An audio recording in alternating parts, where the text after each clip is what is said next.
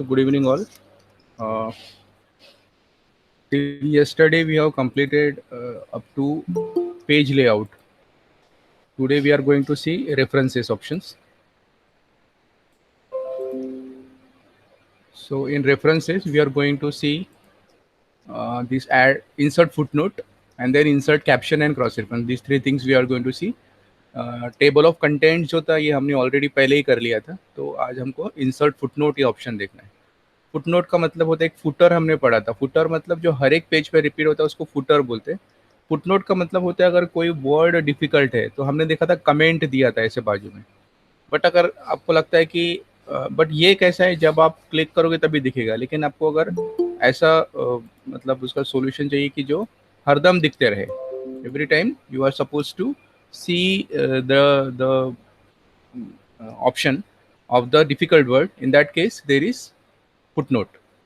आप सपोज करो कि मुझे अगर कोई वर्ड है जैसे अरिथमेटिकल, इसके बारे में कुछ और लिखना है, तो मैं कर्सर रखता हूँ वहाँ पे और इंसर्ट फुटनोट में जाता हूँ. जैसे मैं क्लिक करता हूँ वो एकदम पेज के बॉटम में आएगा. अब अरिथमेटिकल का मतलब क्या होता है मुझे अगर बताना है. अरिथमेटिकल का मतलब है plus, minus, then divide and then into, इसको बोलते हैं अरिथमेटिकल. तो ये हो गया आपका पहला फुटनोट. यहाँ पे देखो 1 लिख के आ रहा है, जैसे रखोगे तो आपने जो लिखा था वो दिखाई देगा. अब मुझे लॉजिकल के बारे में लिखना है तो लॉजिकल पे रखता हूँ पॉइंटर, इंसर्ट फुटनोट, तो वहीं पे उसके नीचे आएगा. Logical means less than, greater than and equal to. ये हो गया लॉजिकल. तो ये हो गया सेकंड फुटनोट. देखो यहाँ पे लिख के आया सेकंड फुटनोट, क्योंकि वो जगह नहीं थी तो उसने नीचे ले लिया.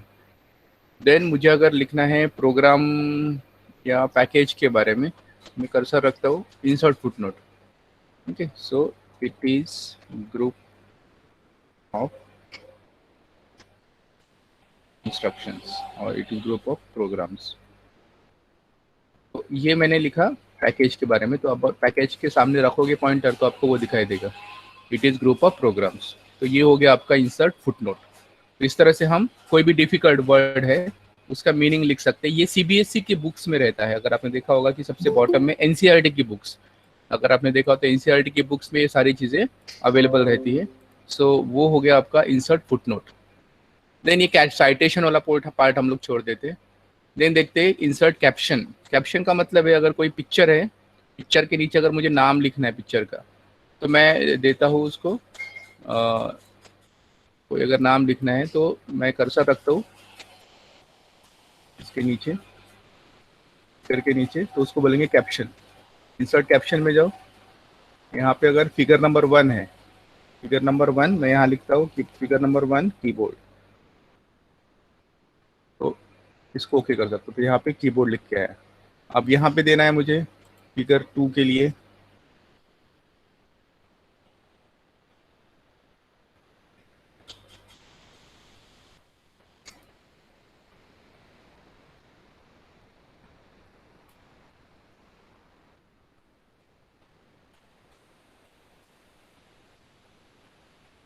यहाँ पे कर्सर रखता हूँ मैं नीचे, इसके नीचे. फिर से रेफरेंस में जाओ, इंसर्ट कैप्शन. यहाँ पे फिगर 2 अपने आप आ गया क्योंकि फिगर 1 दिया था. तो हम ऐसे लेबल्स फिगर को दे सकते हैं, इक्वेशन को दे सकते हैं या टेबल को दे सकते हैं. अगर टेबल है तो टेबल नंबर 1 आएगा, अगर इक्वेशन है तो इक्वेशन नंबर 1 आएगा, और अगर फिगर है तो फिगर आएगा. तो फिगर 2 इसमें अगर मैं लिखता हूँ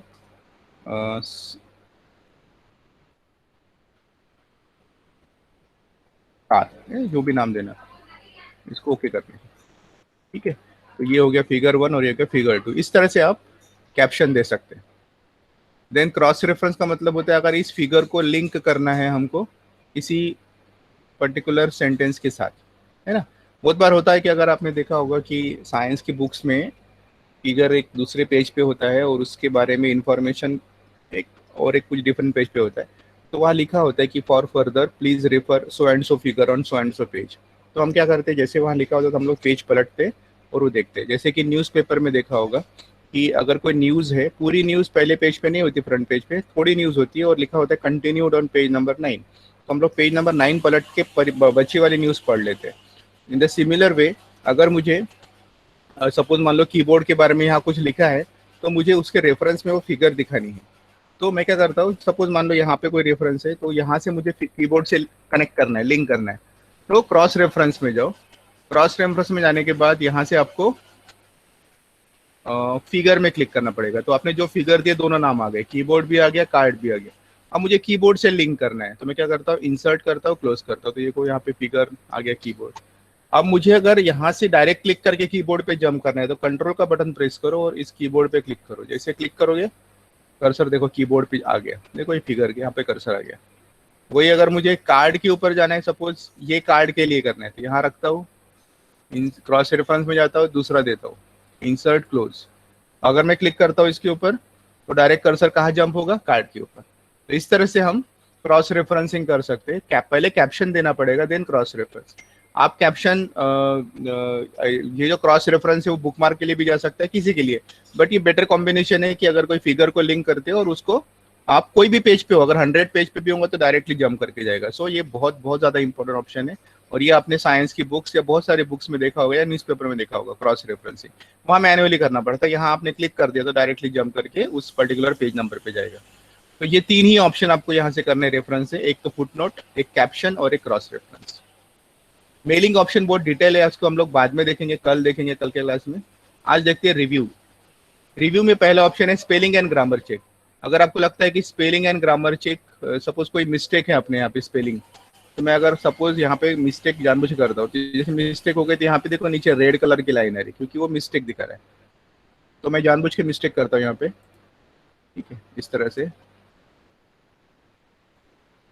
ताकि तो ठीक कर सके बाद में। तो अब यहाँ पे मैं स्पेलिंग एंड ग्रामर चेक में जाता हूँ, तो वो बता रहा है कि भाई ये मिस्टेक है, ये इलेक्ट्रॉनिक में आर चाहिए था, तो वो बता रहा है यहाँ पे सही। अगर आपको लगता है कि ये सही है तो इसको चेंज कर दो, तो इस जगह चेंज होगा। चेंज ऑल मतलब सपोज ऐसी मिस्टेक 4 जगह होंगी, तो अगर आपने चेंज ऑल किया तो एक साथ सब जगह चेंज होगा। इग्नोर का मतलब होता है कि मुझे लगता है कि नहीं, मैंने जो लिखा है स्पेलिंग वही सही है, और वही सही है, और तो उसको मुझे इग्नोर करना है तो मैं इग्नोर कर सकता हूँ। और कभी लगता है कि यहाँ पे जो स्पेलिंग लिखी है वो सही है, लेकिन नेक्स्ट टाइम उसने गलत नहीं बताना चाहिए, तो यहाँ पे ऐड का बटन होता है, तो आप ऐड कर सकते हो। तो मुझे क्या करना है, अभी एक ही जगह पे करना है, तो मैं क्या करता हूँ, चेंज। जैसे मैं चेंज करता हूँ वो सही हो गए, तो यहाँ पे नीचे में उसका वेवी लाइन भी निकल गया। अब वो बता रहा है अमाउंट चाहिए था, यहाँ पे गलत लिखा है, तो यहाँ पे वो अमाउंट भी बता रहा है, आंट भी बता रहा है, मुझे तो अमाउंट चाहिए, मैं क्लिक करके चेंज करता हूँ। तो इस तरह से आप स्पेलिंग मिस्टेक्स ठीक कर सकते हो। शॉर्टकट मेथड भी है, डायरेक्ट राइट क्लिक करो, तो यहाँ से भी आप इग्नोर कर सकते हो या चेंज कर सकते हो, डिक्शनरी में ऐड कर सकते हो, बहुत सिंपल है। ये भी है, राइट क्लिक करो, इस तरह से आप इसके मिस्टेक्स ठीक कर सकते हो। ग्रामर मिस्टेक मतलब अगर ग्रामेटिकल मिस्टेक होगी तो बताएगा वो। अब यहाँ पे देखो ग्रामेटिकल मिस्टेक है, मतलब क्या है कि लिखने के बाद कॉमा लग के चाहिए था, तो यहाँ पे स्पेस आ गई, तो राइट क्लिक करो, वो बताएगा कि ये कॉमा लग के चाहिए, तो ये ग्रामेटिकल मिस्टेक है। ग्रामेटिकल मिस्टेक में ब्लू लाइन आती है, और स्पेलिंग मिस्टेक जब आती है तो स्पेलिंग मिस्टेक में रेड लाइन आती है, और ग्रामेटिकल मिस्टेक में ब्लू लाइन आती है। तो ये हो गया आपका स्पेलिंग एंड ग्रामर। उसके बाद डिफाइन ऑप्शन छोड़ दो, we will see thesaurus. Thesaurus का मतलब होता है spelling and grammar, sorry, thesaurus का मतलब होता है synonyms, synonyms and antonyms. Synonyms मतलब समानार्थी वर्ड। अब मान लो कोई, जैसे यहाँ पे लिखा है स्टोर, ये स्टोर के बदले में मुझे उसका कुछ पर्यायी वर्ड चाहिए होगा सेम मीनिंग वाला, तो उसको सिलेक्ट करो और थिसॉरस में जाओ। जैसे आप जाओगे तो उसके जगह पे यहाँ पे वो बताएगा, स्टोर का मतलब स्टॉक, सप्लाई, जो भी आपको चाहिए वो आप यहाँ से सिलेक्ट कर सकते हो।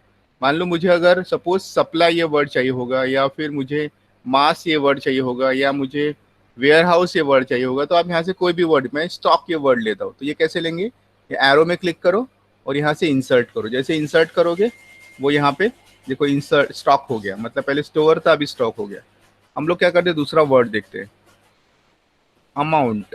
मुझे अगर अमाउंट की जगह दूसरा वर्ड चाहिए तो सिलेक्ट करो, थिसॉरस में जाओ, वो बता रहे हैं अमाउंट कि कितने सारे वर्ड है, क्वांटिटी, सम, टोटल, वॉल्यूम। तो आपको जो भी वर्ड उसके जगह पे चाहिए उस पर क्लिक करो और इंसर्ट करो, तो आप उस जगह पे उसको इंसर्ट कर सकते हो। So this is one of the best option, क्योंकि यूजुअली कैसा है कि बहुत जगह पे आपको ऐसे कुछ पर्यायवाची वर्ड लगते हैं, तो वो आप थिसॉरस से आपको मिलेंगे, ठीक है। देन वर्ड काउंट का मतलब होता है कि जितने वर्ड्स या कितने पेजेस या सारी इंफॉर्मेशन, स्टैटिस्टिक्स देखना है हमारे फाइल में कितना है, तो वो बताता पूरा कि 10 पेज है, इतने वर्ड्स है, इतने कैरेक्टर्स है, विदाउट स्पेसेस, ये विद स्पेसेस, पैराग्राफ इतने, मतलब पूरा स्टैटिस्टिक्स अगर आपको देखना है तो उसके लिए वर्ड काउंट होता है। देन ट्रांसलेट मतलब अगर आपको ये भाषा को ट्रांसलेट करना है किसी और भाषा में तो आप इसको कर सकते हैं, जैसे अरेबिक में करना है तो वो अरेबिक में हो जाएगा, तो उसके लिए आपको सिलेक्ट करना पड़ेगा ट्रांसलेट सिलेक्टेड टेक्स्ट, तो यहाँ से आप ट्रांसलेट कर सकते हैं। बट वो भाषा जैसे अरेबिक में ट्रांसलेट होगी। अगर आपको फ्रेंच में ट्रांसलेट करना है तो आप यहाँ से फ्रेंच या कोई भी भाषा दे, जैसे हिंदी में करना है तो हिंदी में भी हो जाएगा वो।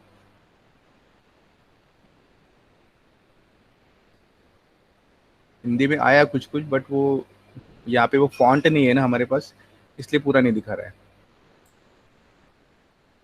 कोरियन, ये कोरियन भाषा, तो जो भी लैंग्वेज में कन्वर्ट करना है वो लैंग्वेज में यहाँ पे कन्वर्ट हो जाएगा।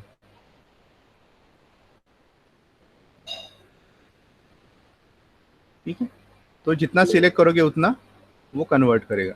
ये बल्गेरियन, इस तरह से। तो ये हो गया ट्रांसलेशन।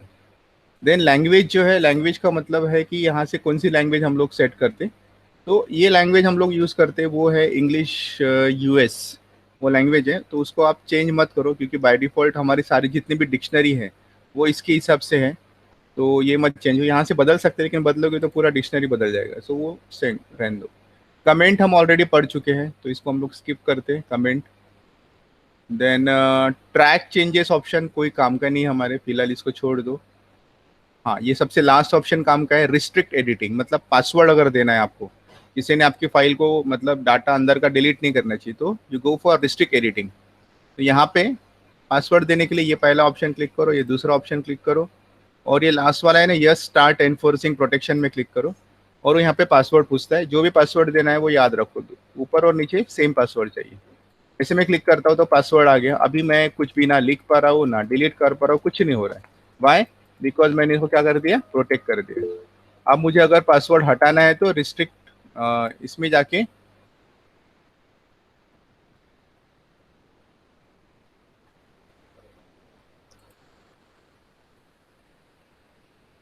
हाँ स्टॉप प्रोटेक्शन में जाओ, फिर से वही पासवर्ड दो।